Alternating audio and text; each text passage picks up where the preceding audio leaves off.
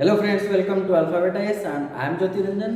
आज हम डिस्कस करेंगे about psychology optional subject and few things related to psychology optional subject. These things are how much time you need to give for this optional subject, how many months you need to prepare yourself for this optional, which books you need to refer, and your syllabus and previous year question papers. Please subscribe to our channel because we are going to upload more and more videos related to sociology and psychology optional subject going forward.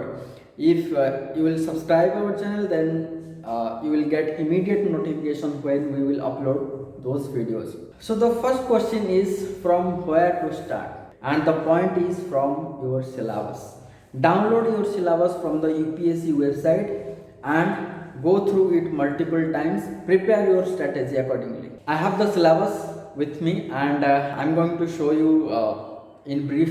Okay, see, this is the syllabus of psychology, and you know that each optional subject has two papers, paper 1 and paper 2. In psychology optional there are 14 chapters in each paper. That means your 28 chapters combining both the papers.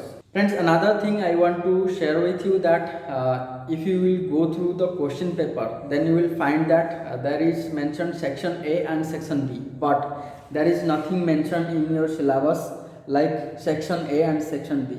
ठीक है, syllabus में ऐसा कुछ नहीं है, section A and section B. ठीक है, ये बिल्कुल देखिए प्लेन है. ठीक है, सिलेबस में कुछ भी नहीं है. ठीक है, ओनली 14 चैप्टर्स है आपका. पेपर 1 में 14 चैप्टर्स, पेपर 2 में भी 14 चैप्टर्स. बट क्वेश्चन में आता है section A and section B. To make a proper strategy, to make an effective strategy, please divide your chapters into two different sections so that you will have a perfect plan to manage your study, to manage your optional paper. Okay friends, and after syllabus analysis, then go through the previous year question paper. The same process, go to UPSC website, download previous year question papers, go through it multiple times. See friends, optional subject carries 500 marks. ठीक है, 500 marks है और इसके लिए preparation भी उतना अच्छा होना चाहिए.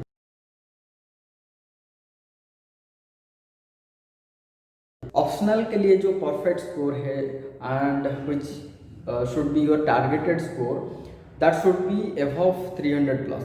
If you are scoring 300 plus in your optional subjects, then the chances of your final selection will be much higher than others.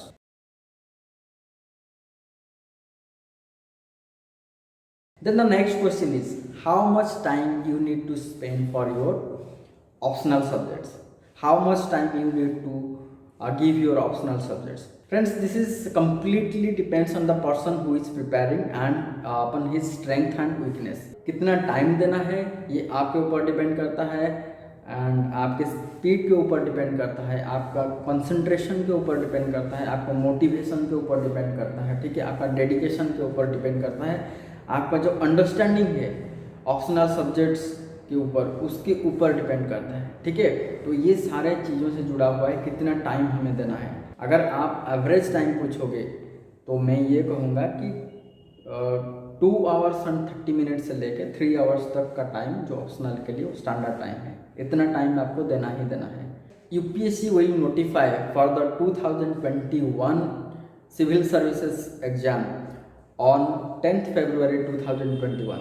Okay, that means somewhere around 45 days और ऐसा कुछ है जिसके अंदर आपको अपना जो ऑप्शनल सब्जेक्ट उसको स्ट्रॉन्ग करना है, क्योंकि उसके बाद जब नोटिफिकेशन आ जाएगा उसके बाद हमारे पास ज़्यादा टाइम नहीं बचता है और हम लोग उसके बाद हम ज़्यादा प्रिलिमिनरी एग्जाम पे फोकस करते हैं, जीएस पार्ट में ज़्यादा फोकस करते हैं. इसीलिए जब तक नोटिफिकेशन आएगा फ्रेंड्स, तब तक अपना ऑप्शनल सब्जेक्ट बहुत स्ट्रॉन्ग कर लीजिए. ठीक है, जिसका स्ट्रॉन्ग है ऑप्शनल सब्जेक्ट और स्ट्रॉन्गर बनाइए, और जिसका थोड़ा मिसमैच हो रहा है स्ट्रेटेजी और अभी का जो प्रिपरेशन के हिसाब से आप उसको स्ट्रॉन्ग बनाएं.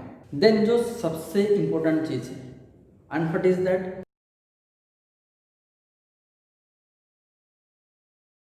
that is your books. Which books you need to follow for the psychology optional subject. 11th and 12th NCERT psychology, ठीक है, 11th and 12th NCERT psychology, ठीक है, ये आपके जो है बेसिक बुक्स है फॉर यूपीएससी। इसको आंख बंद करके ब्लाइंडली यू कैन फॉलो, ठीक है, इसको रेफर कीजिए। The best book to prepare for UPSC psychology optional subject, ठीक है। और ये आपका बेसिक से थ्योरी पार्ट यहीं से आपको मिल जाएगा, सबसे बेस्ट है।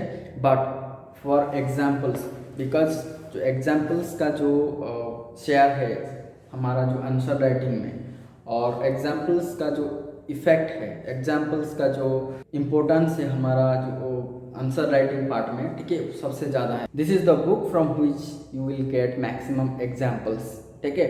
तो एग्जाम्पल्स यहीं से आपको मिल जाएगा। बट थ्योरी के लिए मैं ये सजेस्ट करूँगा आपको, please follow the NCERT books, ठीक है, NCERT 11th and 12th psychology, ठीक है। और ये जो है Robert A Baron and Girishwar Mishra for examples, these are new books, ठीक है, ऑफ एनसीईआरटी साइकोलॉजी। बट आपको अगर ओल्ड बुक मिल जाता है एनसीईआरटी का तो बहुत बढ़िया है, because in these books some parts of your personality and language communication chapter are missing. And for paper 2 psychology, this is the only book you need to refer, applied psychology by स्मारक swine IRS। तो ये book follow कीजिए paper 2 के लिए, only and only this book, ठीक है, आपको कोई और बुक फॉलो नहीं करना पड़ेगा। और एक चीज़ ध्यान रखिए, जितना भी मैंने आपको दिखाया दो books including this 4 books, 3 for paper 1 and 1 for paper 2, इनके अलावा और कोई बुक्स फॉलो मत कीजिए, क्योंकि ज़्यादा बुक्स फॉलो करके कोई फ़ायदा नहीं है। हमें अपना सोर्सेस मिनिमम रखना चाहिए, लेकिन रिवीजन मैक्सिमम होनी चाहिए, ठीक है। मिनिमम सोर्सेस मैक्सिमम रिवीजन, ये होना चाहिए आपका जो स्ट्रेटेजी है उसका बेस होना चाहिए। Minimum sources maximum revision, the base of your strategy. हमने टाइम के बारे में डिस्कस किया, हमने बुक्स के बारे में डिस्कस किया, सिलेबस के बारे में डिस्कस किया, क्वेश्चन पेपर्स के बारे में डिस्कस किया। And at last friends, please subscribe our channel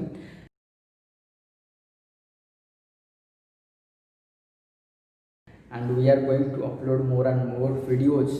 Till that, thank you, bye bye.